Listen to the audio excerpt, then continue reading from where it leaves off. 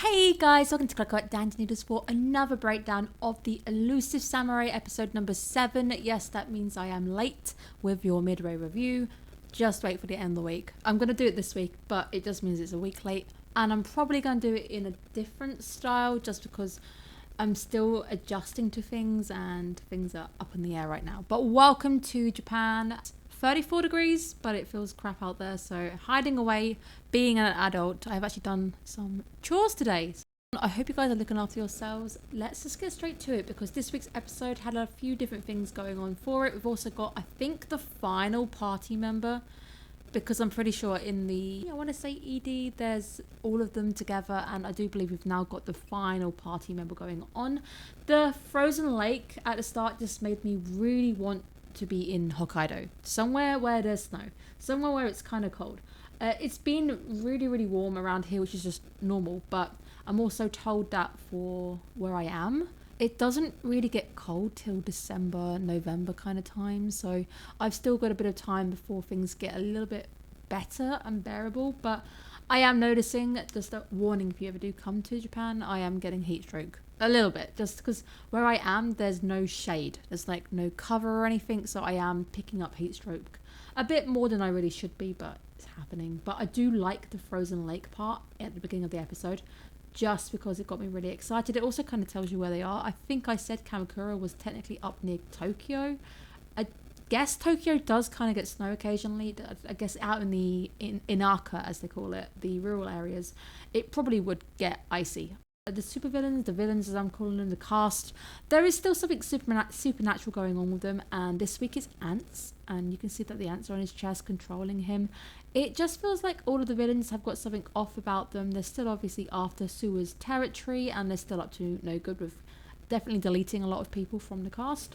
It just makes me think that something really big supernatural's going on, and maybe it's a thing that the villain at the top is being controlled by something completely. It's going to be a supernatural fight right at the end to work out what exactly is going on, which is cool.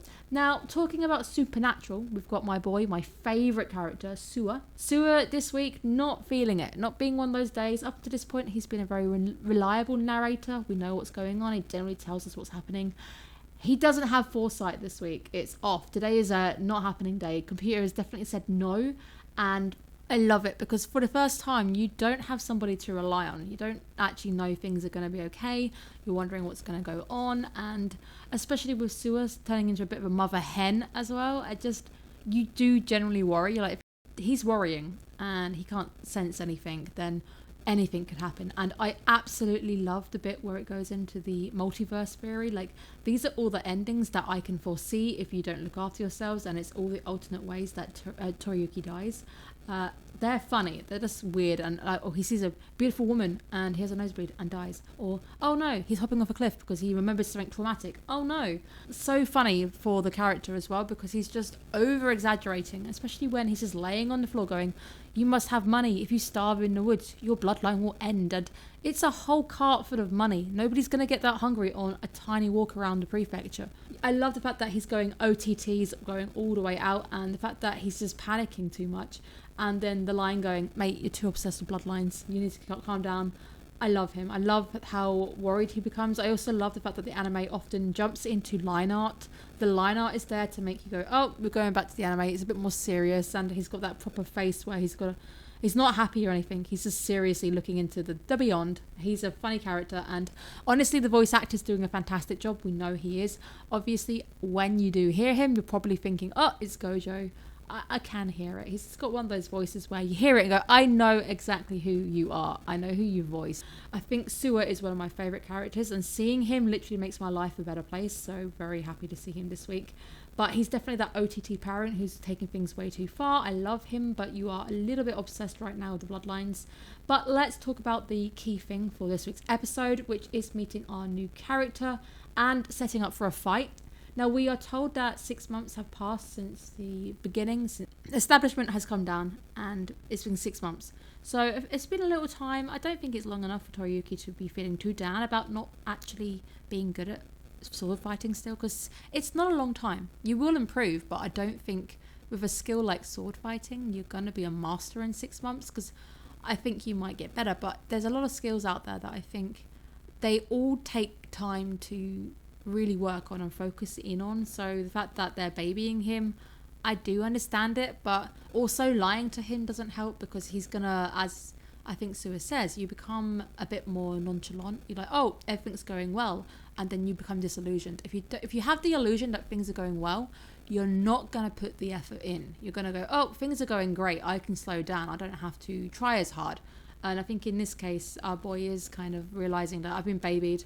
I actually am not really good at this, and I should probably go back to sword fighting, which is not his strong point. We've already established it's not his strong point. So currently, right now, if any of our villain crew come along, he's probably not going to stand a chance.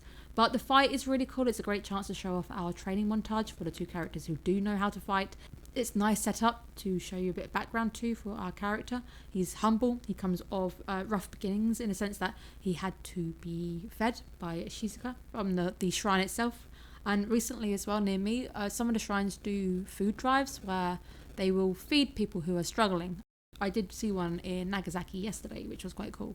Seeing things that in an anime and then seeing it in real life, it hits differently. When I watch an anime now, things feel a bit more different. Like I recognize things, or the cicadas, I hear them. I hear them every single night, and I just love the fact that I'm seeing some of these things in action as well, and I definitely want to do that Q&A session at some point. Now, the new character seems quite good at being a strategist, leading people, motivating people, empowering people, which is very, very important. Obviously, he's now joined the crew, which is good. He has a nice way of words, and all those kids definitely are lucky to have found him, because it looked like the adults didn't have the same luck in that kind of sense. Now, I love the fact as well that it's Gemba who is telling him off for using the rice to plan, because Gemba up until this point is shown to be quite a trickster, a bit mischievous. I wouldn't actually put him as the one mummying him, going, hey, you shouldn't be playing with your food.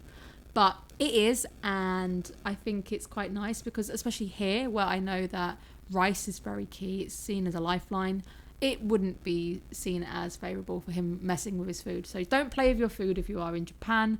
Just do what you can when it comes to making sure you just order things that you know you can eat. I think I'm becoming hyper aware from being in Japan. I'm more hyper aware, because normally I'm quite picky anyway. So trying my best to make sure that I only eat order things that I know I'm going to finish. I'm not going to order something and be like, oh, I'm not going to eat this. Unless I'm with someone I know I can pawn it off on them. I've become that person. But thank you guys so much for tuning in. I really hope you're looking after yourselves and it's not as hot where you are.